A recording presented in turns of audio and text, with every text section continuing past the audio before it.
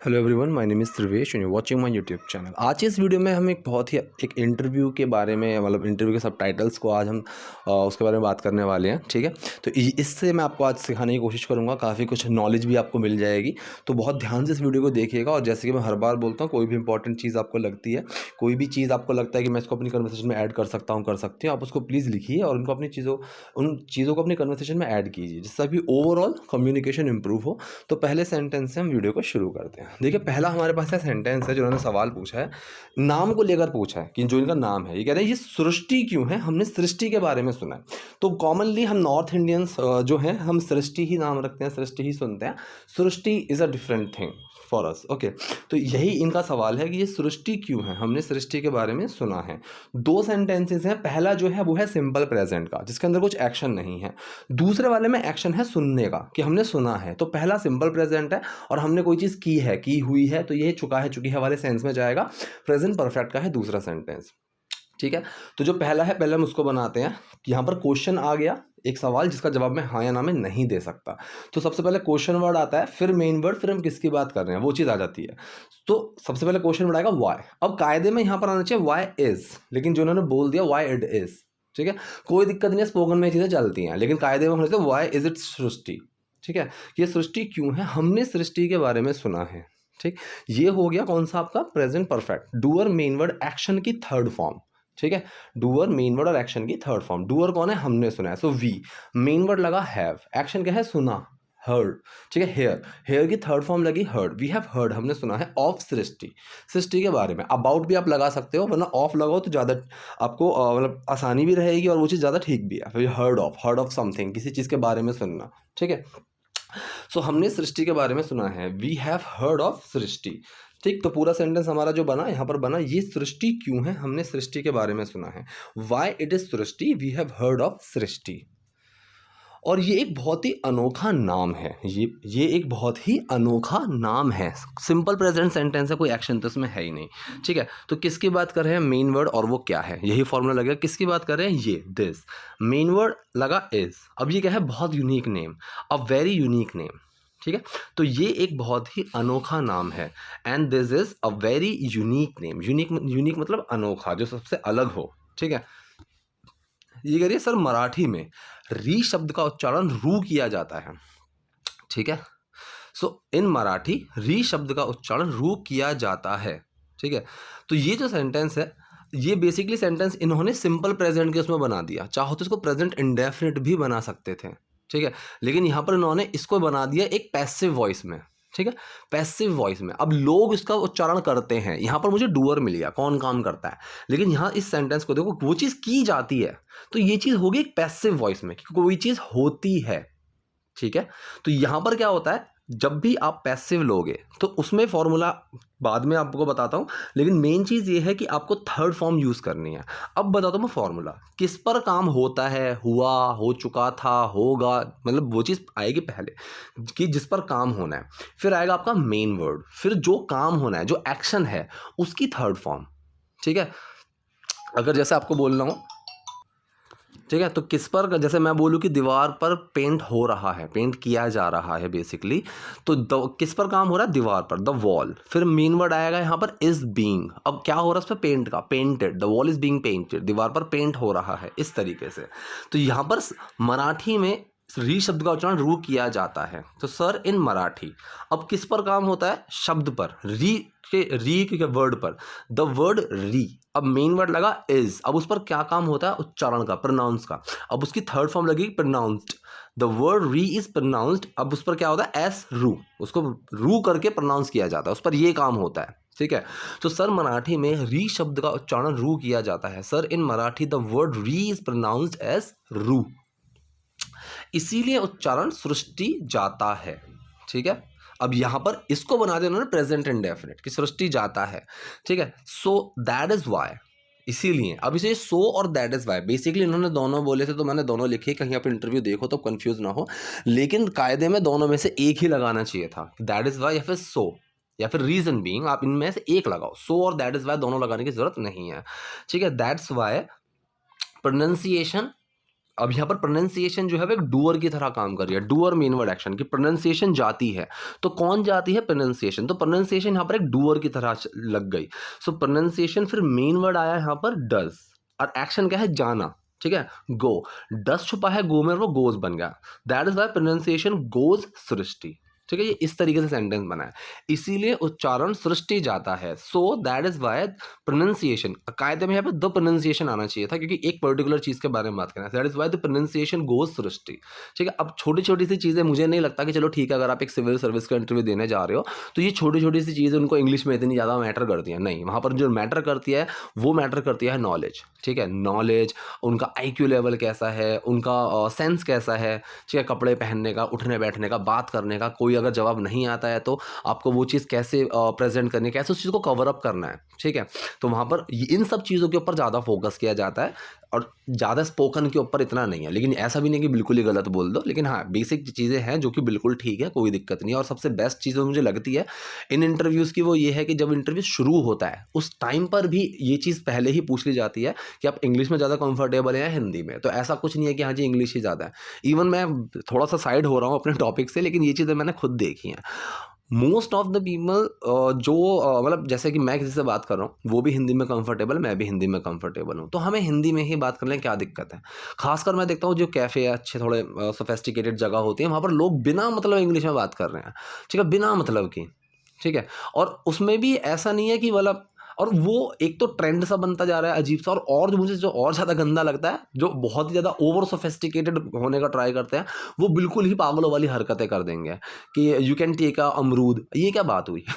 ठीक है, तो वो कुछ भी पागलपंती वाली बात करते हैं। तो ये चीज़ मुझे बिल्कुल फ़नी लगती है। आई वुड सजेस्ट कि अगर हाँ ऐसी जगह है कि अगर मेरे सामने 100 लोग बैठे हैं और उनमें से एक भी बंदा ऐसा है कि जिसको हिंदी बिल्कुल नहीं आती और बाकी जो 99 है उनको इंग्लिश समझ में आती है, तो मैं इंग्लिश में ही बोलूँगा, ठीक है। लेकिन अगर 100 के 100 लोगों को हिंदी आती है और मुझे भी आती है, तो क्यों मैं इंग्लिश में बिना मतलब करूँ? हाँ, कुछ चीज़ें होती हैं जिनको हम हिंदी में शायद ना बोल पाएँ, कुछ वर्ड्स होते हैं, या फिर बोलते-बोलते फ्लो में कोई सेंटेंस आ गया, वो चीज़ समझ में आती है। लेकिन बिना मतलब ज़बरदस्ती वाली एक अलग ही दिखती है, और वो बहुत ही घटिया दिखती है, मुझे तो खासकर घटिया दिखती है, ठीक है। और नीश ग्रोवर हैं, इतने बड़े बिजनेसमैन हैं, ठीक है, टाइकून हैं एक, वो खुद इस चीज़ को ही रिप्रेजेंट करते हैं कि भाई क्यों इंग्लिश में करना है। वो भी खुद बोलते हैं जब कोई इंग्लिश में बोलना शुरू कर देता है ना, तो मुझे लगता है कि अब बात घुमा रहा है। हिंदी में हम स्ट्रेट फॉरवर्ड बात करते हैं, सो इसीलिए उच्चारण सृष्टि जाता है। That is why the pronunciation goes Srishti. तो यहाँ पर मैं टॉपिक से भटक गया था, कोई दिक्कत नहीं है। तो ये कह रहा है, तो मूल रूप से आप एक इंजीनियर हैं। तो के लिए सो लगा दिया है। मूल रूप से आप एक इंजीनियर हैं। मूल रूप से मतलब बेसिकली, ठीक है, मूल बेसिकली आप एक इंजीनियर हैं। सिंपल प्रेजेंट है, किसकी बात कर रहे हैं? मेन वर्ड, और वो क्या है?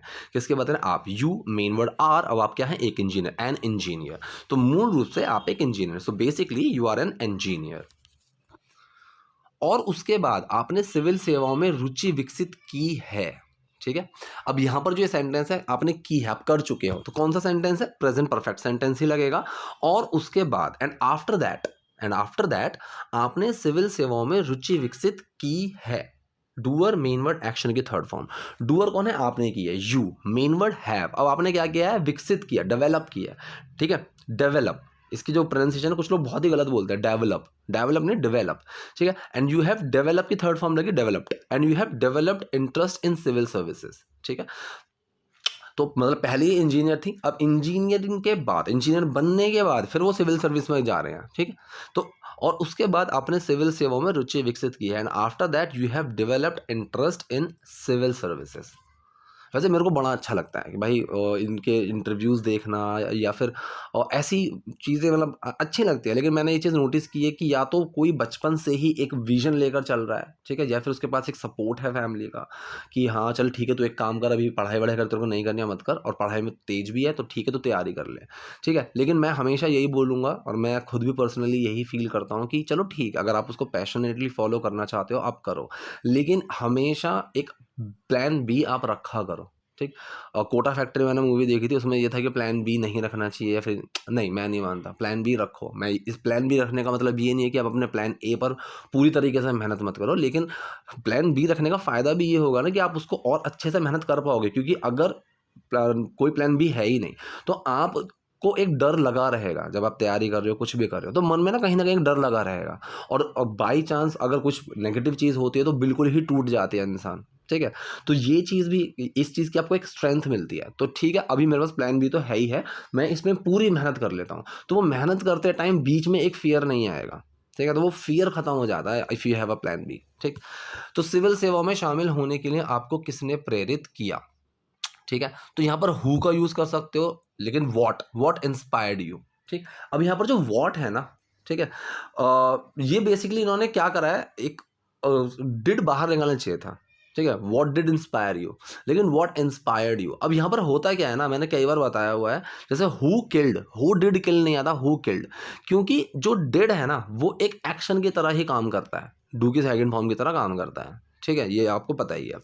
अब उसके तुरंत बाद आप कोई एक्शन नहीं लगाते हो, मतलब जैसे डिड के बाद पर्सन आ जाएगा, वाई डिड यू गो, ठीक है, तुम क्यों गए थे, वाई डिड ही कम, वो क्यों आया था, ठीक है, why did they do this, उन्होंने ये क्यों किया था। लेकिन डिड के तुरंत बाद एक्शन नहीं आएगा, डिड के बाद पर्सन आएगा। अगर एक्शन आ रहा है डिड के बाद तो वो डिड छुपेगा और उस एक्शन की सेकंड फॉर्म बन जाएगी हु किल्ड, ठीक है।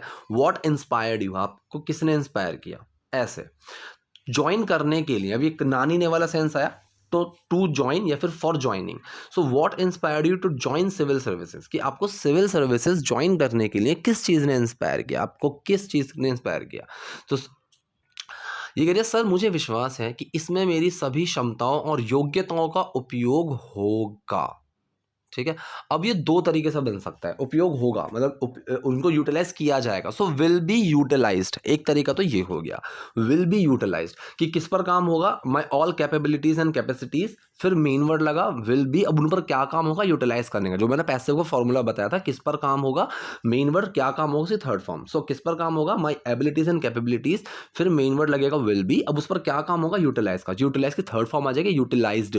सो my capabilities will be utilised. एक तरीका तो ये हो गया कि मेरी योग्यताओं और क्षमताओं का उपयोग होगा, ठीक है। दूसरी तरीका, इसको यहां पर एक एक्शन के फॉर्म में ले लिया सेंटेंस, कि यूटिलाइज करेगा, कौन यूटिलाइज करेगा, ये service. So that I believe that, मुझे विश्वास है कि, अब डूअर ले लिया ये, कि ये यूटिलाइज करेगा, तो दिस मेन वर्ड लगा। अब यहाँ पर प्रेजेंट, सॉरी, अब यहाँ पर फ्यूचर इंडेफिनिट सेंटेंस बना दिया, फ्यूचर इंडेफिनिट। सो डूअर कौन है, ये, this, main word will, action है यूटिलाइज करेगा। सो दिस विल यूटिलाइज, ये यूटिलाइज करेगा all my capabilities and capacities, या फिर कैपेसिटीज एंड कैपेबिलिटीज, ठीक है।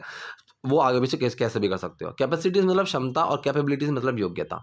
अब अगर आप गूगल पे भी देखोगे ना तो दोनों का क्षमता मतलब दिखाएगा, लेकिन छोटा सा ही स्लाइड डिफरेंस है, वो चीज़ आपको खुद ही समझ में आ जाएगी। सर मुझे विश्वास है कि इसमें मेरी सभी क्षमताओं और योग्यताओं का उपयोग होगा। Sir I believe that this will utilize all my capacities and capabilities. मैं औरों की जिंदगी की भी परवाह कर सकूंगी, ठीक है, कर सकूंगी औरों की जिंदगी की परवाह। तो यहां जो सेंटेंस बनाया है ये सिंपल फ्यूचर का सेंटेंस बनाया, कि मैं इस योग्य होंगी, तो यहां पर एक्शन नहीं है, ठीक है। आई विल केयर, एक तो ये हो गया फ्यूचर में, अब मैंने एक्शन ले लिया केयर करना, मैं केयर करने की कंडीशन में होंगी। सो आई विल बी, सो यहां पर किसकी बात करें, मेन वर्ड, और वो किस कंडीशन में होगा, ये फॉर्मूला लगाया, किसकी बात करें, मैं, आई, मेन वर्ड विल बी। अब मैं कैपेबल होंगी, आई विल बी एबल, या फिर I will capable, I will be able to care, ठीक है, मतलब परवाह करने की। I will be able to care about other people's life as well, मैं औरों की जिंदगी की भी परवाह कर सकूंगी, कर पाऊंगी, ठीक है, उस कंडीशन में होंगी। अगर आपका चयन हो जाता है तो आप किन क्षेत्रों में सबसे पहले काम करेंगे, ठीक है।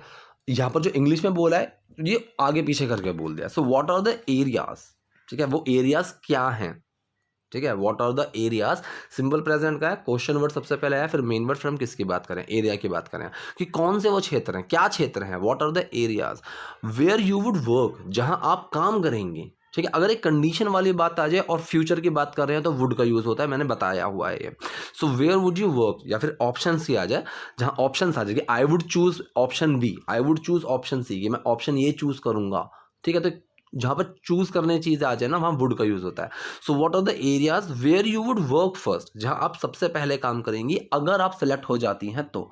सो अगर आ जाए और फ्यूचर की बात हो, अगर आ जाए और फ्यूचर की बात हो तो वो प्रेजेंट इंडेफिनिट में बनता है।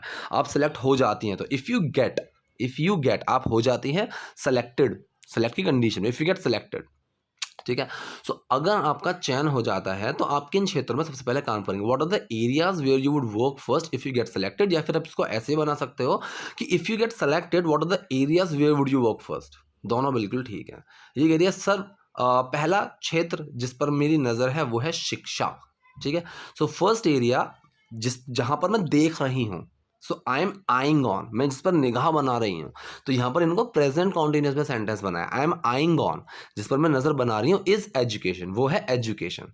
सो इज यहाँ पर वो वाले सेंस में आप चाहो तो दैट लगा दो, चाहो तो विच लगा दो, या फिर कुछ मत लगाओ, उस तरीके से बनाया। सो that is education, which is education, या फिर इज एजुकेशन, दोनों ठीक है, ठीक है। सो पहला क्षेत्र जिस पर मेरी नज़र है वो है शिक्षा। First area I am eyeing on is education, ठीक है।